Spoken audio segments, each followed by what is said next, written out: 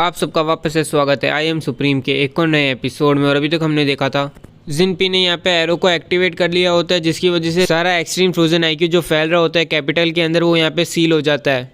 ये देख के जेम्पी बोलता है चलो यहाँ पे अब सब कुछ स्टेबल हो चुका है तो सबके सब वापस जा सकते हो, और अगली बार से प्लीज़ ध्यान रखना कि कोई भी सस्पिशियस पीपल अगर कैपिटल के अंदर आए तो तुम उसका ध्यान रखो।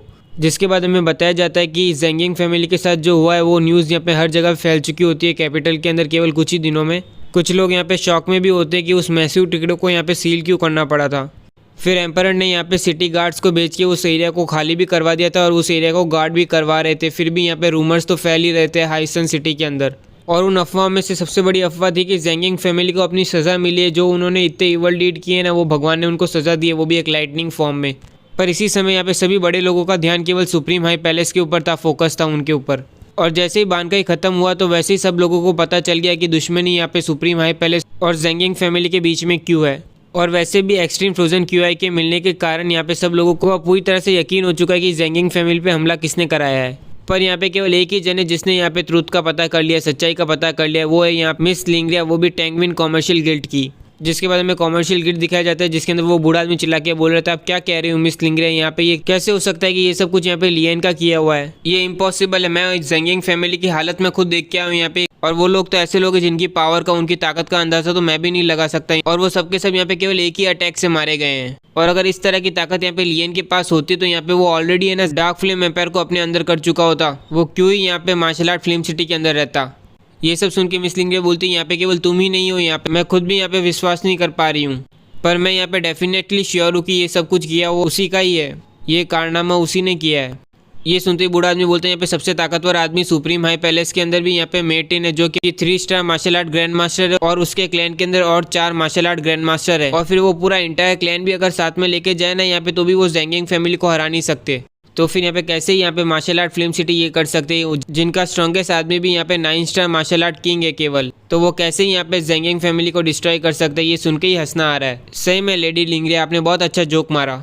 और ये सब सुन के मिस लिंग्रिया बोलती है यहाँ पे कैसे ही उन्होंने ये सब कुछ किया होगा, यहाँ पे ये लियन सही में काफ़ी मिस्टीरियस है। हमें जो यहाँ पे इन्फॉर्मेशन मिली है हमारे इन्वेस्टिगेशन से यहाँ पे वो कम्प्लीटली यूजलेस है, सब बेकार है पूरा। सबसे इंपॉर्टेंट चीज़ जो है इन्फॉर्मेशन की वो तो गायब है यहाँ पर, मुझे समझ नहीं आ रहा है यहाँ पे क्या गायब है। ये सुन के बूढ़ा आदमी बोलता है यंग लेडी आप सही में बहुत ज़्यादा सोच रहे हो, यहाँ पे डेफिनेटली ये उसका किया हुआ नहीं है। यहाँ पे पूरे टेंगवू कॉन्टिनेंट के अंदर यहाँ पे केवल कुछ ही ऐसी इन्वेस्टिगेशन एजेंसीज है जो यहाँ पे ना हमारी एजेंसी से अच्छी है। वो केवल यहाँ पे प्लेबॉय है, वो भी एक स्मॉल कंट्री का। यहाँ पे अगर हमारे बंदे सही में चाहे ना तो वो तो ये भी पता कर सकते हैं कि यहाँ पे बचपन में उसने कितनी बार यहाँ पे अपना बेड गीला किया है। यहाँ पे कोई भी इन्फॉर्मेशन यहाँ पे मिसिंग नहीं है।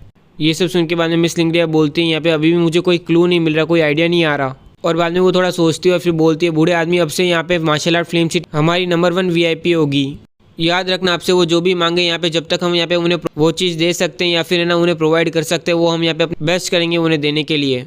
ये सुन के बूढ़ा आदमी बोलता है नंबर 1 VIP यहाँ पे यंग लेडी आपको पता है ना आप क्या कर रहे हो यहाँ पे। ये सुन के मिस लिंग्रिया बोलती है ऑफकोर्स मुझे पता, और ये मेरी सबसे बिगेस्ट और सबसे सक्सेसफुल इन्वेस्टमेंट होने वाली है मेरी लाइफ की। ये सुन के पहले तो बूढ़ा आदमी यहाँ पे मिस लिंग्रिया को थोड़ी देर घूर के देखता है और बाद में बोलता है यंग लेडी आपको यहाँ पे लियन से कुछ हो तो नहीं गया है ना यहाँ पे प्यार व्यार वगैरह। ये सुनते ही मिस लिंग्रिया चिल्ला के बोलती है ओल्ड मैन यहाँ पे तुम क्या बोल रहे हो, क्या बुलशिट कर रहे हो।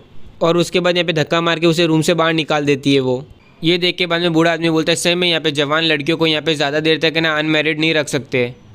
और इस समय यहाँ पे हम देख सकते हैं कि वो लियन के बारे में सोच रही होती है लिंग्रिया यहाँ पे, और बाद में शर्मा रही होती है यहाँ पे। फिर हमें यहाँ पे हाइसन सिटी के अंदर 4 नोबल फैमिलीज़ के अंदर से यहाँ पे चैंग फैमिली दिखाई जाती है, जिसके अंदर चैंग फैमिली का पैलेस मास्टर बोल रहा होता है। यहाँ पे सही में काफ़ी मिस्टीरियस पोजीशन है यहाँ पे लॉर्ड बेली। फिर हम देखते हैं ये बूढ़ा वाला बंदा लॉर्ड बेली होता है जो यहाँ पे 6 टायर रिफाइनर होता है, और यहाँ पे हम देख सकते हैं कि ये दोनों गेम खेल रहे होते हैं। और फिर पैलेस मास्टर बोलता है मैं चैंगफी यहाँ पे पिछले ना आधे महीने से इस पोजीशन को एनालाइज कर रहा हूँ, यहाँ पे इसको देख रहा हूँ, फिर भी मुझे इसका सोल्यूशन नहीं मिला है। और जब भी मैं इसके बारे में यहाँ पे सोचता हूँ तो पता नहीं मेरे दिमाग में अचानक से थोड़ा थ्रिल आता है, यहाँ पे एक्साइटमेंट आती है। सही में ये चीज़ काफ़ी अनोखी है। तो प्लीज़ यहाँ पे ग्रेट लॉर्ड मुझे ज़रा एक्सप्लेन करोगे, समझाओगे। ये बंदा यहाँ पे चैंग फैमिली का लीडर होता है जिसका नाम यहाँ पे चैंगफी होता है। ये सुनते ही लॉर्ड बेली बोलता है ये पोजीशन तो मैं भी सॉल्व नहीं कर सकता।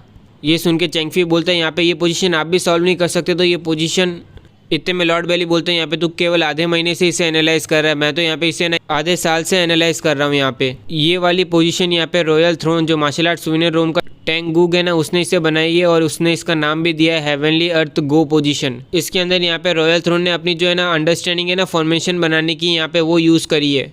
अगर इसे यहाँ पे कोई भी सॉल्व कर देता है ना तो रॉयल थ्रोन है ना उसे अपनी फॉर्मेशन बनाने की टेक्निक जो 800 वॉल्यूम है ना उसे सिखाएगा और उसे यहाँ पे फॉर्मेशन मास्टर बनाएगा इस जनरेशन का। ये सुनते ही चैंगफी बोलते हैं यहाँ पे तुम उस सेटन की बात कर रहे हो ना जो यहाँ पे 7th रैंक आया था यहाँ पे मेजर पावर चार्ट के अंदर, जिसने यहाँ पे टाइटल भी मिला था जिसको रॉयल थ्रोन का यहाँ पे होली रीजन से। मार्शल आर्ट सुविनर रोम का टैंग गुगेन, यहाँ पे इतनी प्रीशियस इतनी इंपॉर्टेंट चीज़ तुम्हारे हाथ में कैसे आई? और ये सुन के फिर लॉर्ड बेल बोलते हैं यहाँ पे तुम्हें इतना कॉशिश इतना डरने की ज़रूरत नहीं है, यहाँ पे ओल्ड ब्रदर चैंग इस चीज़ के बारे में होली रीजन में यहाँ पे सबको पता है। यहाँ पे एटलीस्ट है ना 1000 बंदे होंगे जिसने यहाँ पे इस पोजीशन को एनालाइज किया था और सॉल्व करने की कोशिश की होगी, फिर भी यहाँ पे आज तक कोई भी ऐसी न्यूज़ नहीं आई है कि यहाँ पे इस फॉर्मेशन को किसी ने भी सॉल्व किया हो।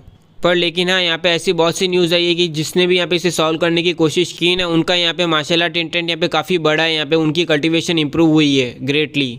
पर यहाँ पे अफसोस की बात है कि मैं यहाँ पे मार्शल आर्टिस्ट का पाथ यूज़ नहीं करता हूँ, इसलिए मैं इसे कॉम्प्रहेंड करके भी है ना कुछ ज़्यादा कल्टिवेशन मेरी ताकत इंप्रूव नहीं हुई है। पर लेकिन यहाँ पे तुम्हारी ताकत के हिसाब से अगर तुम इसे एनालाइज करने की कोशिश करोगे, अगर थोड़ा सा भी तुम इसे समझते हो तो मेरे हिसाब से तुम्हारी कल्टिवेशन यहाँ पे पक्का इंप्रूव होगी काफ़ी ज़्यादा। और फिर यहाँ पे चैंगफी बोलते हैं यहाँ पे तुमने मुझे डरा ही दिया था, यहाँ पे अगर ये केवल अकेली कॉपी होती हेवन और अर्थ गो पोजीशन की तो यहाँ पे मेरी चैंग फैमिली यहाँ पे बहुत बड़े कॉन्फ्लिक्ट में आ जाती है, यहाँ तक कि है ना वो एनालाइट भी हो सकती थी, तबाह भी हो सकती थी इसके चक्कर में। और ये सुनते ही लॉर्ड बेली हंसते हुए बोलते अगर यहाँ पे मैं अकेले ही होता जिसको इसके बारे में पता होता ना तो मैं अभी यहाँ पे भगवान जाने मैं कहाँ पे मरा हुआ पड़ा होता। यहाँ पे रॉयल थ्रोन को यहाँ पे एक डिसाइपल लेना है, बट यहाँ पे जितने भी टैलेंटेड लोग उसके पास गए ना वो उसके लिए सफिशिएंट नहीं थे, उसे यहाँ पे काबिल नहीं लगे, इसलिए उसने यहाँ पे ये बनाया है। अगर ये ना कोई भी इसे सॉल्व कर लेता है ना इस पोजीशन को तो वो उसे यहाँ पे डिसाइपल लेगा और उसे ना सारे ना प्रिंसिपल फॉर्मेशन सिखाएगा, यहाँ पे अपने सारे फॉर्मेशन सिखाएगा। अगर यहाँ पे कोई उसे पूरी तरह से सॉल्व ही नहीं कर पाता है ना, अगर आधा भी सॉल्व करता है ना तो भी यहाँ पे ग्रेट बेनिफिट मिलेगा उसे। इतने में यहाँ पे चैंगफी बोलते हैं यहाँ पे पूरे कॉन्टिनेंट के जीनियस लोग इसे सॉल्व नहीं कर पाए, यहाँ पे तो मेरे लिए तो उम्मीद ही क्या है। ये सुन के लॉर्ड बेली बोलते हैं डेफिनेटली ये इजी तो नहीं है, पर क्या मालूम तुम्हारी किस्मत अच्छी हो, क्या मालूम चैंग फैमिली के अंदर यहाँ पे कोई इससे सॉल्व कर ले।